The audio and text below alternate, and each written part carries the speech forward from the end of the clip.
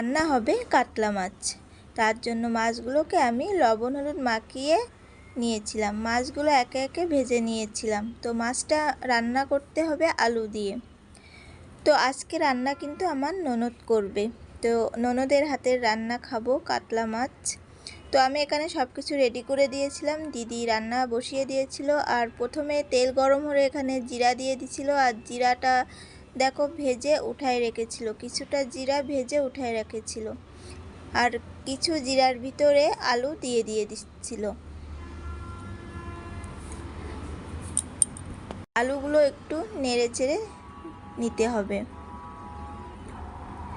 একটু সময় ধরে নেড়ে চেড়ে নিয়ে এখানে পরিমাণ মতো লবণ আর পরিমাণ মতো হলুদ দিয়ে দিতে হবে।